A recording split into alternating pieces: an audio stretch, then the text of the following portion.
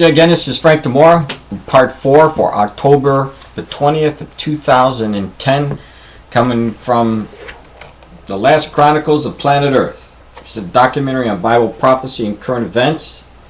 This is the back cover of the book, and if you go to my website, which is www.dimoraministry.com, you'll go there and see the front and back covers. Below it, there's a link. You can click to the link and you can download the book for free.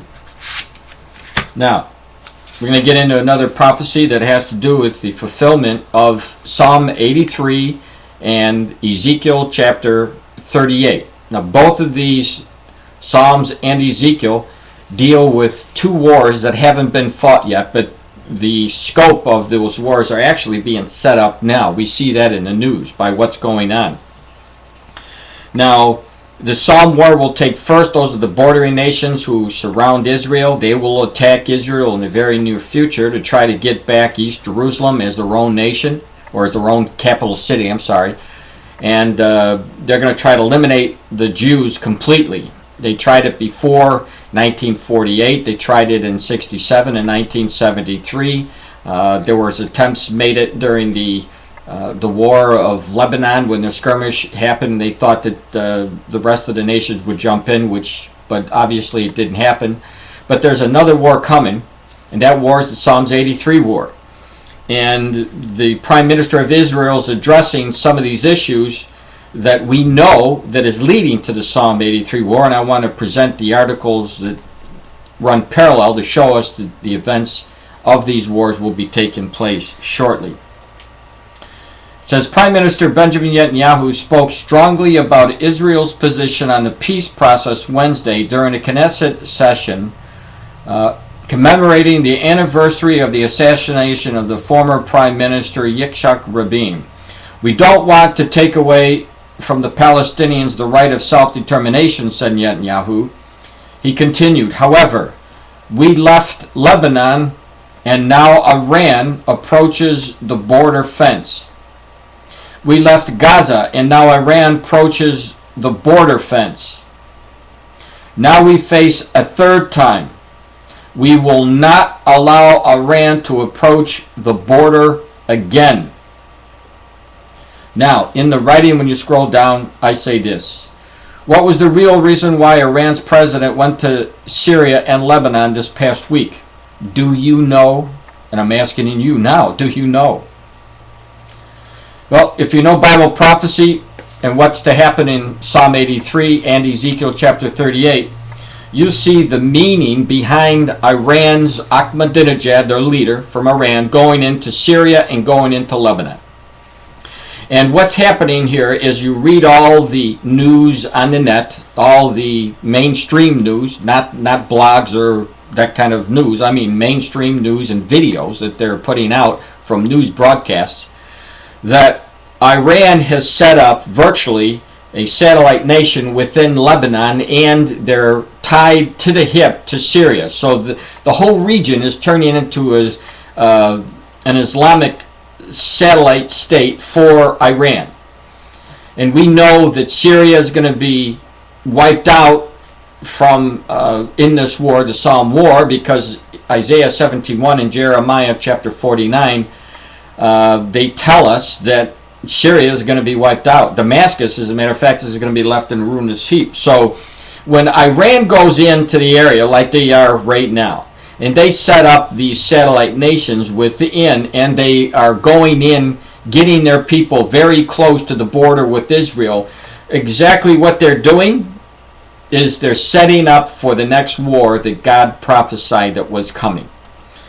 Now, the Prime Minister is actually addressing this. He knows what's got to happen, because he knows that unless he acts now, or very shortly from now, then he's going to be confronted with Iran's leftist movement, which says they want to destroy and wipe out Israel off the face of the earth. And this is exactly what the Psalm 83 tells us, that they're going to come down, council together, saying let's wipe Israel out as a nation, so their name isn't mentioned anymore. So what we see happening in the region are again the footsteps leading to that Psalm war. Now, let me get into another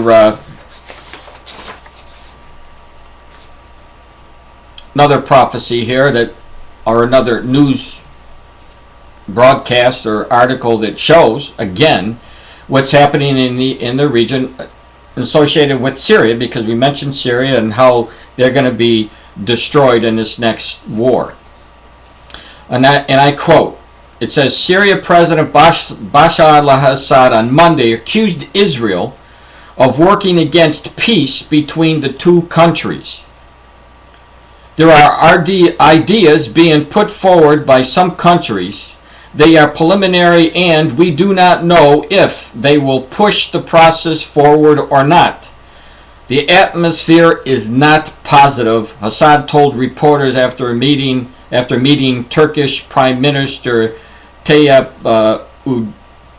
Erdogan in the Syrian capital. So you have Turkey, who's in Syria, talking about these failed peace process, and Syria is blaming Israel for the lack of peace in the region and the failure to make an agreement.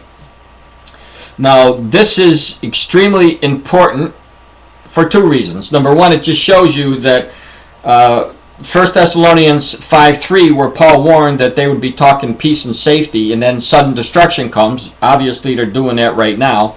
And then secondly, in Ezekiel chapter 38, Turkey is mentioned as one of those nations who are going to be coming against in the Ezekiel war against Israel. And so is Iran. Iran is not mentioned in the Psalms war. So what we see here happening is allies are coming together to form both alliances that will cause the Psalms war and the Ezekiel war. Because what will happen, no doubt what will happen, at least I believe this is what's going to happen, is that when Israel defeats those bordering nations, including Syria, who attack them, then this is going to cause an uproar throughout the world. It's going to fulfill Zechariah 12:3, where it said all the nations will come against Jerusalem, because most of them are now. And what it's going to do is it's going to cause Russia, Turkey, Iran, who are major allies together. They're going to form with the rest of the allies like Libya and Afghanistan and the rest of the Morocco, Sudan, all the ones that are mentioned in the Psalm war. And I give you the genealogy of this in my book, by the way, so you'll know exactly what nations are going to be attacking Israel. So the fact that the Turkish, the Iranians, the Syrians, they're all together now, we see the handwriting on the wall, what's happening. And the peace process, just like Paul warned, is going to fall apart.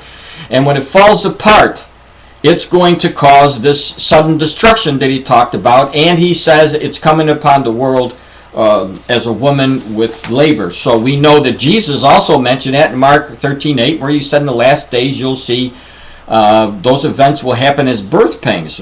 And so we know that the situation is going to get worse. It's not going to get better. And the hope is you'll accept Jesus Christ as your Savior.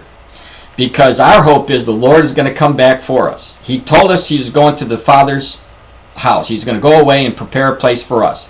He's in his Father's house now, in heaven. He's coming back for those who believe in him. He's going to take us and bring us into his Father's house. The 7-year tribulation is a time of wrath being poured out on unrighteous people. And Paul told us that you are not appointed to the wrath. And that means those that receive Jesus Christ are not appointed to the wrath.